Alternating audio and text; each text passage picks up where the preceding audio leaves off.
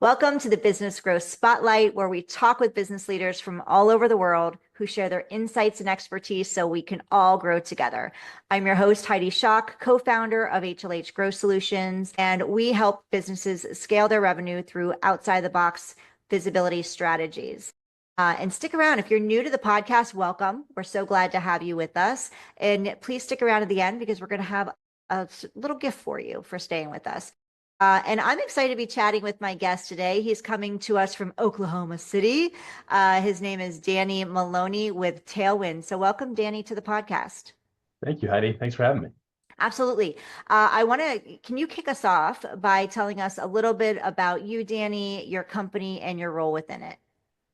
Yeah, absolutely. So my background in a nutshell, I'm a multi-time entrepreneur. Started my first company back when I was in college in the e-commerce space. To date myself, it was during the rise of eBay. And I quickly learned that I didn't quite know how to scale a business at that point in time. So wanted to go learn from others. I spent a couple years in management consulting in a larger firm, and then a good chunk of my career in larger tech companies, so specifically Google, YouTube, and AOL, before returning back to the path of entrepreneurship, even though that's where I always thought I would be. But frankly, I kept getting to work on these really exciting projects at these larger companies, and it kept me kind of hooked for a while. But started the company that is now Tailwind back in late 2011. So we're going on almost 14 years total now. And there have been multiple iterations in that time. But what Tailwind is a marketing platform for small businesses. And we generally help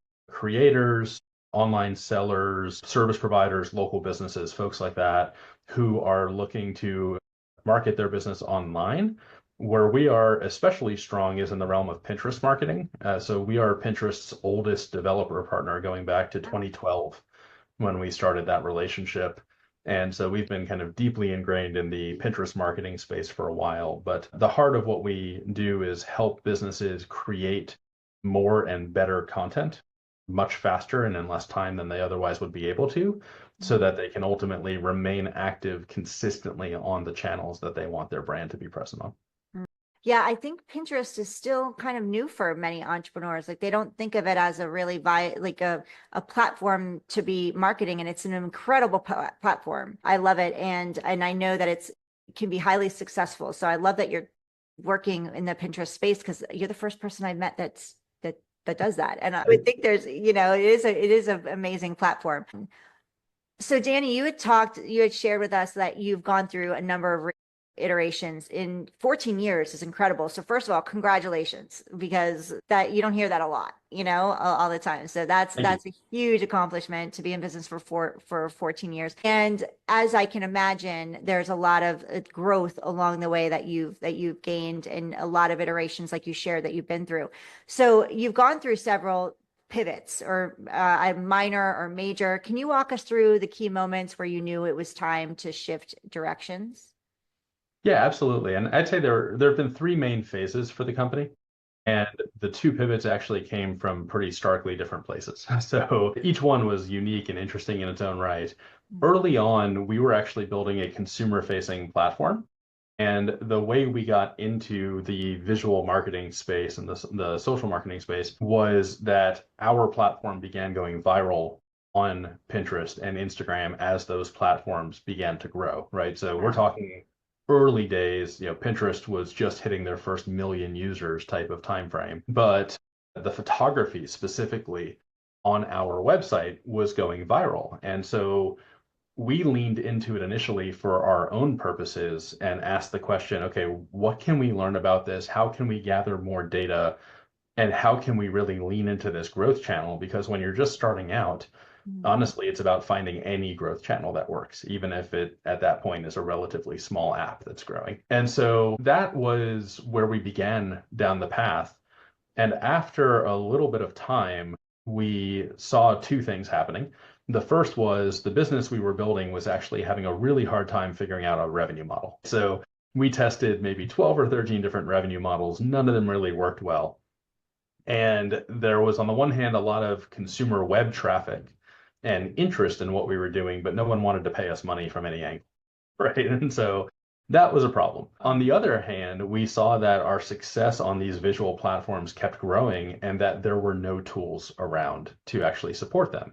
At that time, players like Hootsuite and Buffer were already in the market, but they were very focused on Twitter at the time and Facebook as platforms, and really were ignoring these new emerging platforms completely. So we said, you know what? We've already built this tech for ourselves. Let's go out there and see if other people want it as well. And within the first week of just making some calls to people we knew, we had more customers signed up and more revenue generated than we had in over a year and a half of building the prior business. So the first pivot, that was our signal of it was really trying to find the market demand. And I think the best way to pivot is ultimately following the market demand as you find it and as you get signals. But from there, we leaned into building initially the first visual marketing platform, started growing very quickly. And so we had kind of a hypergrowth phase from, let's say, about 2015 into 2019. And by that time, there were more platforms that had emerged that were serving these networks. Some of the mainstream players in the social marketing space were beginning to serve them a little bit as well, even though looking back now, they really never became core offerings for those platforms. But what we started hearing from our customers is that where they were getting blocked was in two places. The first was content creation. They felt they were in this cycle of constantly having to create more and more and more content. They didn't have more hours in the day, though, and they didn't have more budget to hire people to do it for them.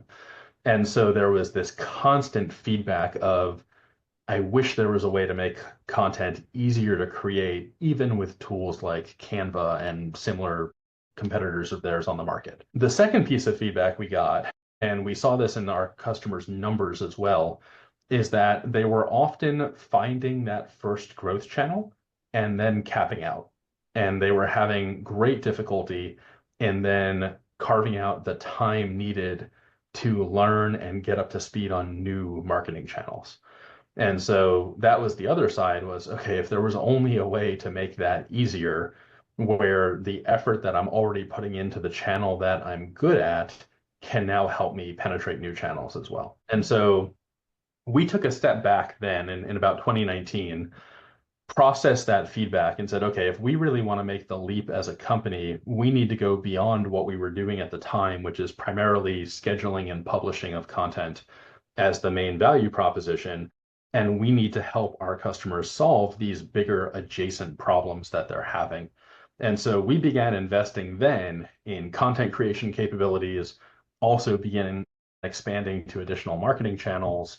And really, it triggered that second pivot, but I'd say it was a 2, 3 year learning phase for us because Wow. these were entirely new problems that we were diving Mhm. into, and we kind of understood them, but I don't think we understood them all that well yet. And so that second pivot, it took a while to take hold. We also saw the emergence of AI at that point and began leaning into AI for the content creation piece.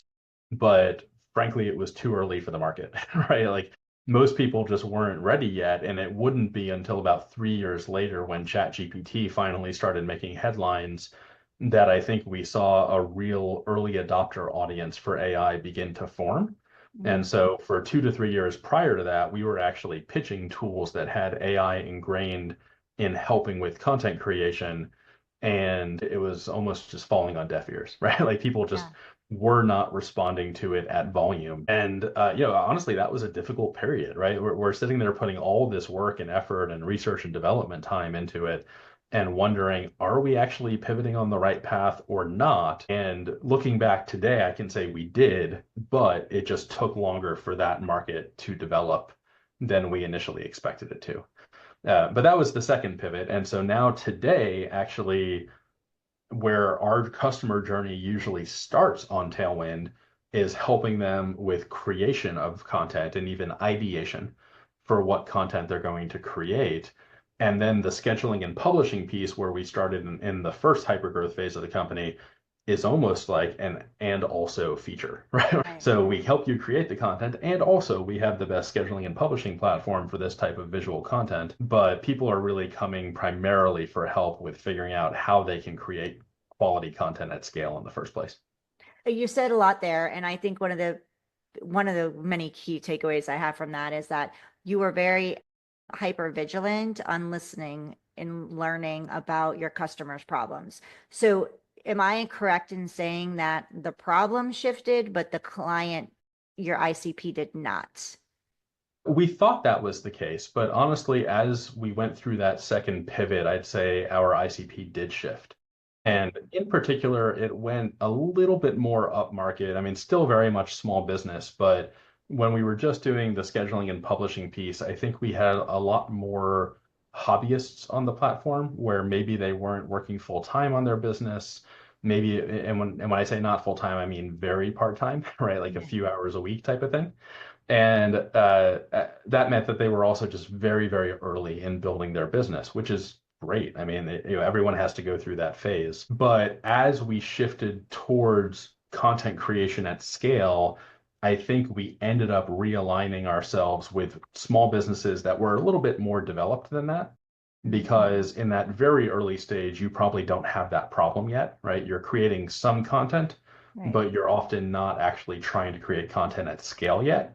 But once you start getting a bit more of a reliable revenue model and you know that you have a sustainable business there that you want to grow, that's when you start looking at really scaling up creation and scaling up marketing channels. So the ICP probably did mature a little bit.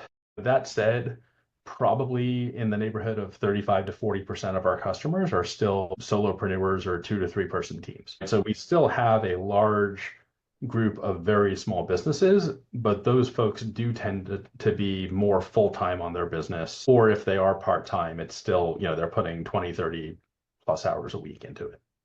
Yeah, I wanted to bring that up because it's important to know, and I know as businesses evolve, and you've been like you shared 14 years, there's been a Mhm. lot of evolution there, and you can't be around for 14 years without evolving. And Yeah. sometimes your ICP will evolve, many times they'll stay the same, but the problems shift.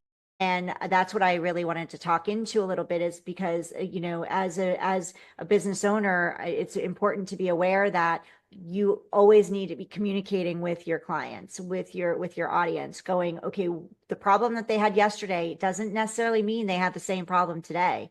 And if you're not in touch with that and really hyper vigilant as you were, Danny, with understanding that, then you're going to have problems. Your competitors can come in and take that client or that customer. So you want to make sure that you're getting that information out there. You're asking the questions, you're communicating them in the way of not just selling to them, but Yeah. also learning about them on a consistent basis of what are they going through right now? What is that urgent problem and that urgent need? Because like with anything, things going on in their life, with things going on in the world as we're seeing things today, like what are those fears? What are those problems that they're having? And how can you pivot if you need to in order to solve those so you're staying, so those customers are staying with you? Yeah, I think that's right. And I think, in that long of a time period, when you're talking about 14 years, there are generational shifts that happen, right? Oh, And so yeah. Gen Z wasn't in the picture at all in our customer base or our customers' base, right? And today it's the fastest growing generation within the workforce and amongst entrepreneurs. And there are very different tendencies for Gen Z than there were for millennials or for Gen X. And so those generational shifts have a big impact. You also have a completely different cultural and political climate today than you had back then. And so, interestingly, a lot of the ways we even thought about communicating our corporate culture and how we like to work as a team and how we hired as a team, a lot of those things don't really resonate anymore Right. because people are in a different mindset today than they were previously. Uh, and I think that also becomes true when it comes to adoption of technology. Right? People just think about adopting new technologies differently than they did back then. And so you do constantly have to keep learning, I think, right? Keep Yeah. those feelers out, see where the market's going, and don't get too set in how you do any one thing, because over time, however you do it today is likely going to become dated and the wrong way to do it. And so like we at any age, at any stage of business, we have to constantly be relearning. Yeah. Yeah, absolutely. And it, especially you hit it earlier, AI. AI is constantly evolving. Where it is now is not going to be where it is in 2 years from now. So if you're Yeah. not willing to grow with it, and some people, like if you're trying to learn it all now to use it, you're going to, by the time you learn it, it's already going to, you're going to need to relearn it. So you might as well just kind of like learn it and go with it and do it messy. And you brought up Gen Z, and Gen Z's, this is all they've known. All they've known is social media. All they've known is online space. Like where I, back in the day, like this is still, in my opinion, new to me. I don't love putting my stuff out there on social media all the time. It's just like, oh, why? Why do I have to? But in business, you need to now. Like it's a non-negotiable. But for them, they're just so used to it, and they're all online all the time. This is how they're communicating. This is how they're doing business. And like you said, it's the fastest growing generation. And they're creating, you have all these 20-year-olds having amazing businesses because this is just the world that they've been in. And like you said, if you're not willing to meet those people, then you're gonna struggle. So how do you see, Danny, AI transforming how small businesses approach marketing, content planning, and brand consistency in the next few years as it's evolving? Yeah, I mean, great question. Honestly, we're seeing it already impacting all of those things. And often it starts small, right? People will experiment small. They'll wonder, oh, I wonder if AI can do this yet. Or they'll happen across a YouTube video where someone is giving a tutorial and showing what something can do. And then once you start getting more experience with it, your mind kind of opens up and you start to rethink a lot of your processes. So I had a moment like this past week, actually. So I was brainstorming on a new feature idea with a member of our customer support team who had someone that they were working with, a customer, and talking to about a pain point they had. And in the conversation, this team member brought up an idea, and I said, oh no, I don't think the models are good enough to do that yet, just instinctively, because we had looked at it a year ago, and that was the response. It wasn't high enough quality. And he stopped me and he was like, are you sure about that? Because I think maybe it might be. So I said, all right, let's try. And we hopped online together for about 20 minutes, ran a few tests, and I was blown away at the accuracy with which this particular task could be achieved today. When we tried it, yeah, I say a year ago, it might not have even been a year ago, it might have been 6 or 8 months ago. Uh, it was a complete failure, right? It just wasn't a good enough output at all to the point where we would never think about building a feature in that direction. After going through that experimentation, we had our all hands meeting on Friday, and a portion of the all hands is always what we call demo day. The people from around the team will demo what they were working on, and I took a quick demo slot and showed the team like, hey, we didn't think this was possible, but Mike had this idea and we tested it live and look at how good it is. And it instantly sparked this conversation around, oh, we could do this with that. We could do this with that. We could do that, right? And so I think that's the nature of how rapidly AI is improving, that already a lot of preconceived notions we have from how good it wasn't yet in the recent past are already being defeated, right? Mhm. And that's the learning process. So when we go through customer discovery calls and we show new features, like we just launched a smart pin feature. And the idea of smart pin is you can take the content on your website, whether it's a blog, e-commerce store, a sales page, whatever it might be, and you tell it, okay, these are the specific URLs or blog posts or products that I want to be marketing on an evergreen basis. And SmartPin will read those pages, pull in all the information about it, and every week it will draft a new, fresh creative for you for each of those pages. So you just come in as the editor, you review them, and you say, like this one, hate this one. Okay, I can tweak this one and make it work. And then you schedule and publish them. And it took maybe a multiple hours long content creation flow down to 15 minutes, right? When we show people that, and the first time they see it, you see these visible reactions of like, wow, I didn't know this was possible. And on top of that, it's hitting a pain point for me because for people interested in marketing on Pinterest, they're told to pin 5 to 25 new pieces of content a day, right? And they look at that and they think it's impossible. Yeah. But okay, if I can just tell Tailwind to draft 30 pieces of content for me every week, or 40 or 50 or however many it is, all of a sudden solving that problem became a whole lot easier than it was yesterday, right?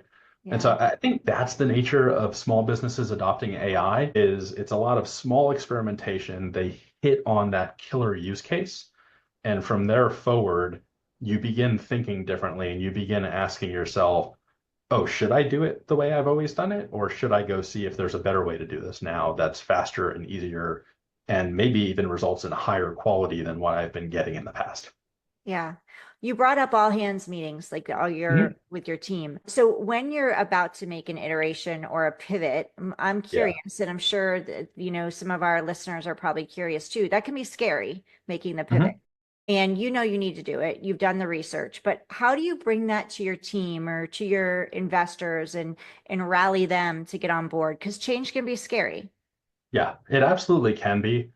The answer for us from the early days there has always been leading with transparency. Mm, And so from the very beginning of the company, we've always shared results transparently. We've shared financials transparently within the company. We have provided open access internally to dashboards and data, whereas a lot of companies lock those down on a need to know only basis. mm, But the way that myself and my co-founder Alex, who no longer works in the company day to day, but had a big impact on setting the culture of the company, the way we thought about it from the beginning is people can't solve the problem they don't see and they don't know exists, right?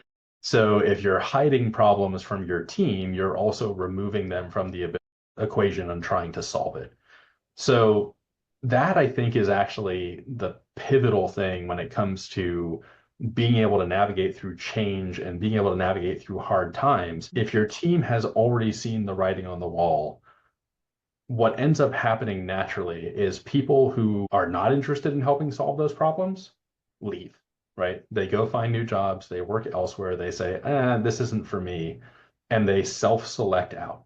mm, And what you're left with is a team who is interested in solving those problems, motivated to solve those problems, who comes together over solving those problems and the wins that you get when you solve those problems. And it becomes just a much more natural transition where, if anything, it goes not in the direction of I need to convince people of this change, but instead it's how do we harness the energy and all the ideas that come out of all the possible ways we could address any challenges or changes coming and focus them down to the ones that seem most promising, right? So, just having that culture from the start makes a huge difference. And even at the board level, I know a lot of people have advised me over time to approach board meetings with a lot more caution and to, not reveal your hand too much.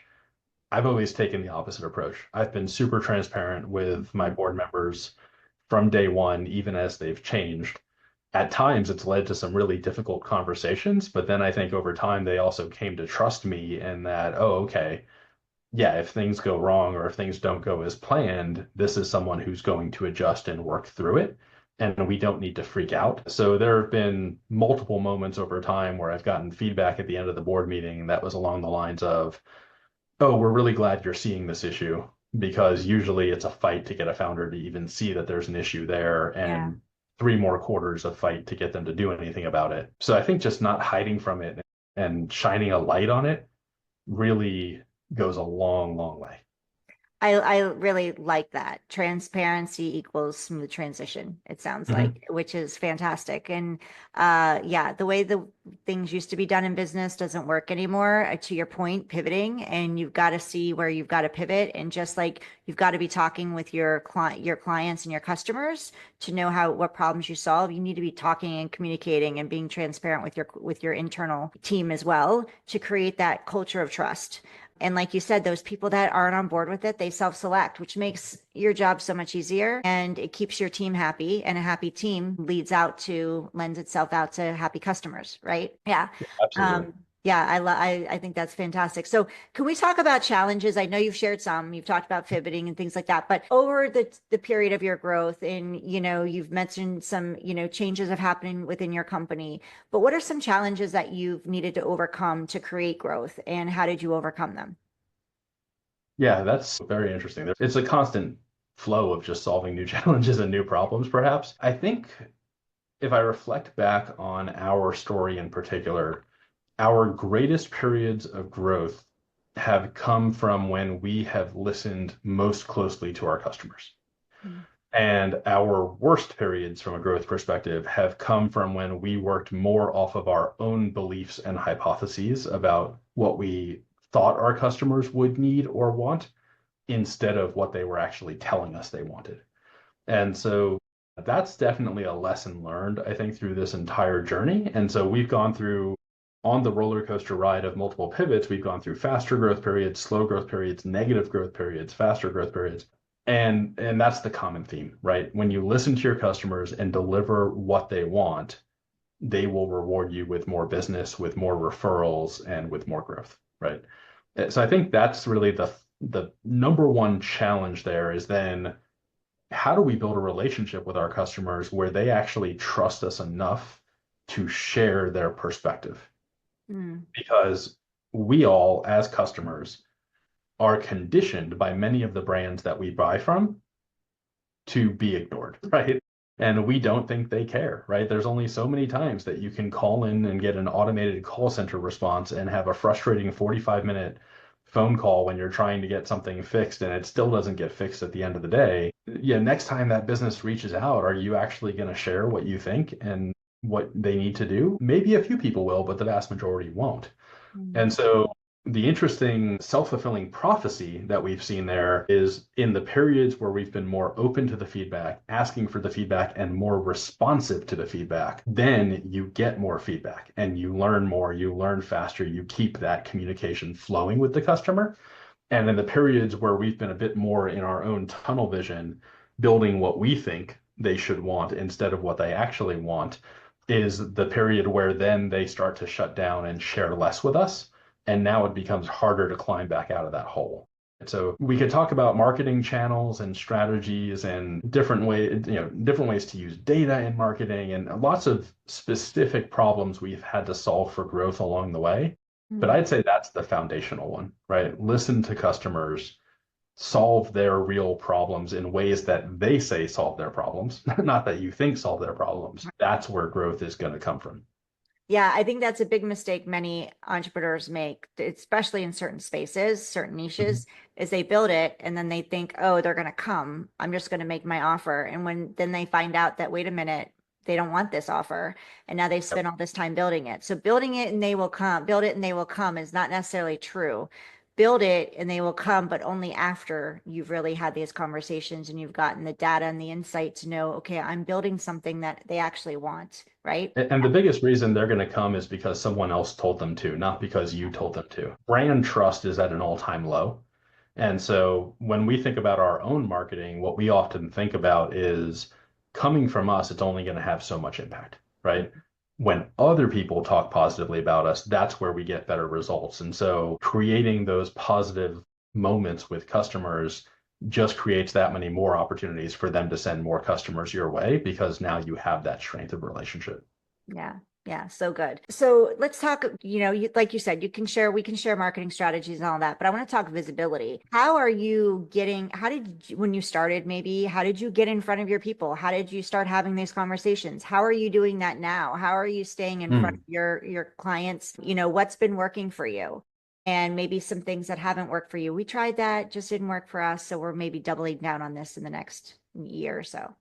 Yeah, and honestly, it's changed completely in the last couple of years. I'd say it's gone through phases. So one of the challenges we have in finding our people is that, and you hit on this a bit, Heidi, early on, Pinterest is one of those channels where we win when we hit people who are interested in marketing on Pinterest, right? That is where we are just head and shoulders above other offerings. So those are the best leads for us to find. It's one of those platforms where it's big and people know it, but it's nowhere near as big as Meta and Google and Amazon is now becoming and so forth. And so often for most businesses who are time constrained and budget constrained, it ends up being that platform that kind of falls off their prioritization list, right? Mhm. They're interested in it, they're thinking about it for a long time.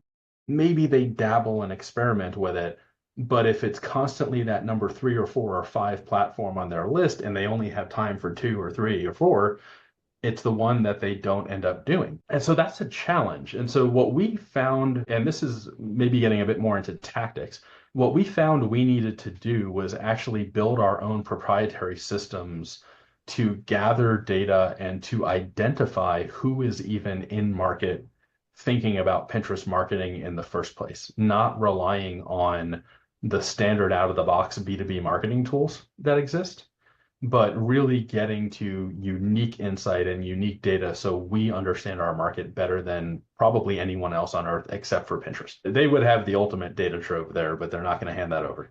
So that's one tactic that was critically important. But beyond that, I think the shift that's happened in the last couple of years, and it's really since the iOS 14 change, and since you began seeing some instability around use of cookies impacting the ROI on paid advertising, we were very heavily focused on paid advertising 2 years ago.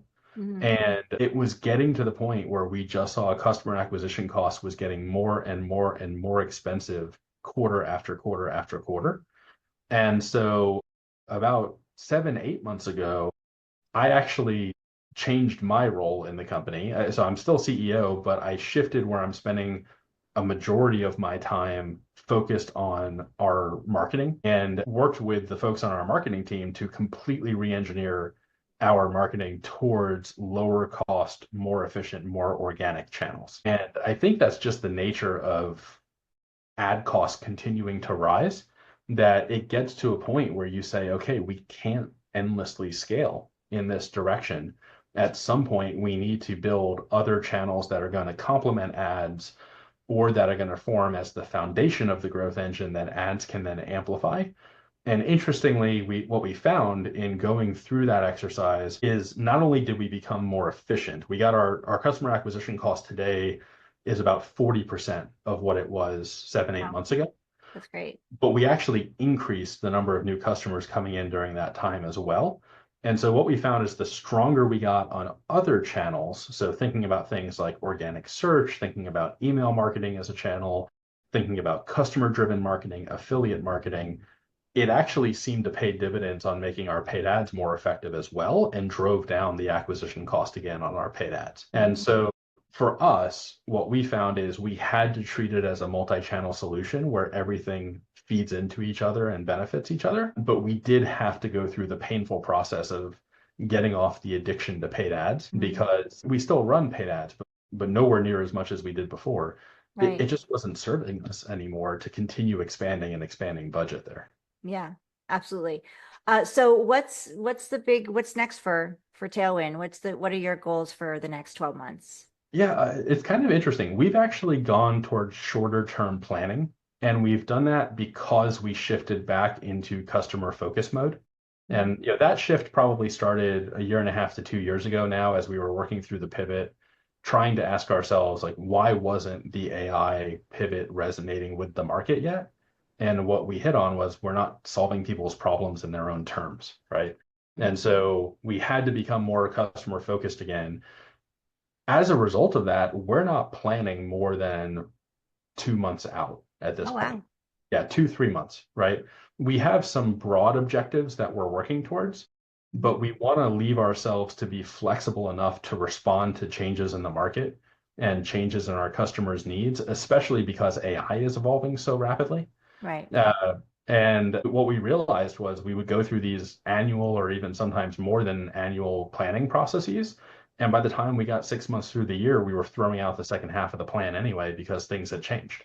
So Mhm. it was really just a waste of time and effort. Now, there's some things there where, like, from a board perspective, you still need to usually present an annual budget and have it be believable, right? But from an actual roadmap perspective and marketing campaigns and so forth, we'll have certain tentpole events penciled in later in the year, but really we're trying to just be as flexible as possible. And even though we are in business 14 years, we're trying to operate like a newer startup who is just a lot more dynamic. Yeah. Yeah. Well, I know you talked about some challenges. So if Mhm. I could give you a magic wand and you can wave Yes. it over one thing happening right now, one issue that you could go poof and take it away, in the moment, like what would that be and why? Okay, Heidi, you said this earlier when you said that for you it's uncomfortable putting yourself out there, and yeah, that's the way Gen Z does business now, and they're accustomed to it, so you just kind of have to do it. This is the internal battle I'm fighting with myself right now. I have seen that for companies like ours, founder-driven marketing is the new norm, right? And people want to hear from the founder. They want to understand what the company stands for. They want to validate if this company is being led by someone who knows this part of their needs in this market or not. But I'm an introvert and I hate being on camera. I hate putting myself out there. I've never desired to be famous or in the spotlight at all. I read that book, if you ever read Good to Great, and when he talks about how a lot of the greatest leaders are like the humble behind the scenes ones who just keep their heads down and don't seek fame, Yeah. that was always my vision of like, that's the type of leader I want to be. And I think I'm slowly accepting the fact that I need to learn to be the founder who can be out there in the marketing for our company and in getting the word out about the great work our team is doing, Yeah. because no one else can be as effective in that role as I can. Uh, so there's my magic wand moment. If I could have a magic wand that would suddenly make me an extrovert, make me good on camera, and help me learn to be the face of the brand, yeah, I would pay whatever it costs for that magic wand. I haven't found it yet, but I think I'm getting closer to the point where I'm accepting that, you know what, I might just need to do it poorly at first, but get in the habit of doing it to learn. And then hopefully in some amount of time from now, I'll be better at it. And maybe I won't come to fear it as much as I fear it today. Well, you're here today on camera in True, an fair interview. enough. So there you go. You're making it happen. It's magic wand is working. Oh, thank you. It's coming together. So, Danny, what would success look like for you and Tailwind in the next? I know you don't think 12 months out. So, let's say next year, in the next year, if we could revisit this conversation in next year, this time, what would success look like for you and Tailwind? Yeah, I mean, the guiding light for us is always we want to help more small businesses succeed. Mm. And that's really our whole reason for existing. If we're doing that well, then we believe we deserve to grow and serve more small businesses.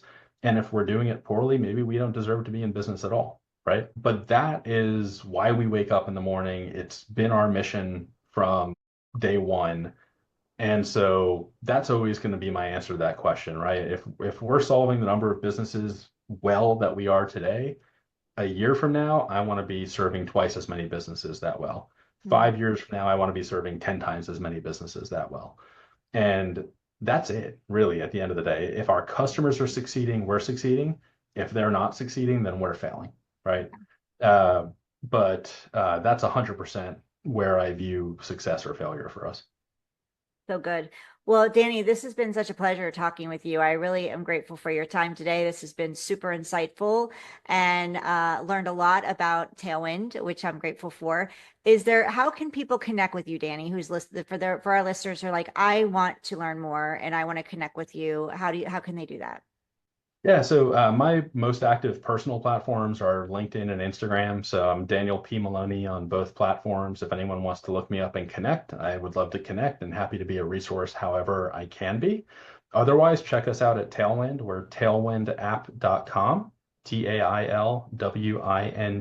tailwindapp.com. And I'm Danny at tailwindapp.com. So if you want to shoot me a note, have any thoughts of where we could collaborate together or how I could be helpful, please do. I'm always happy to be available.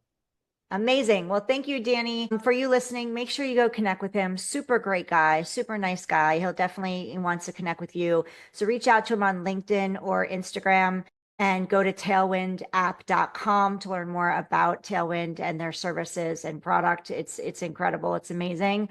If you're watching us on YouTube right now, thank you. Please hit that subscribe button. This is how you'll be notified when we have more amazing experts and guests and founders on our podcast who are sharing their expertise and wisdom, taking time out of their busy day to come to you and share how they've grown their businesses. If you know of anybody that would benefit from learning more about Tailwind and Danny and his company, please send them this. Please share this episode with them. If you're listening to us on your favorite podcast platform like Apple, Spotify, Spotify, Amazon, iHeartRadio, or anything else, and you can leave a review, please do make it 5 stars if you don't mind. This is how we share the podcast and these incredible businesses and CEOs and founders like Danny with the world. The goal of this podcast is to help many more businesses succeed. We see too many businesses are struggling, and we want to see as many succeed. And we do that by bringing on these amazing guests like Danny today. I promise you a gift. So if you are challenged with being visible and being seen, as Danny mentioned, we need to be putting ourselves out there, especially as the founders of our companies, to share. People want to connect with you. If you're struggling with doing that and you feel like you're trying all the things, it's just not happening the way you want it to, then go ahead and download our Spotlight to Scale blueprint. You can go to Spotlight to Scale blueprint, spotlighttoscale.com/blueprint to grab that. One more time, reach out to Danny on Instagram, on LinkedIn. We'll have all of his contact info and his bio and all the good things in the show notes, and go to tailwindapp.com to learn more. Danny, before we wrap up, is there anything else you'd like to share or that I didn't get to ask you, or we didn't touch on today? Great question. I think we covered a lot of ground. If I had to throw one thing out there for the theme of our conversation to other founders, I'd say entrepreneurship has been a lesson in humility, right? Listen to it, learn from it, get better every day. Success isn't always going to come on your timeline, but I do believe that is the key to success over time. Yeah, so good. Well, that's it. Mic drop with that one, Danny. Thank you so much. Thank you for listening to us today, and we will see you on the next episode of the Business Growth Spotlight.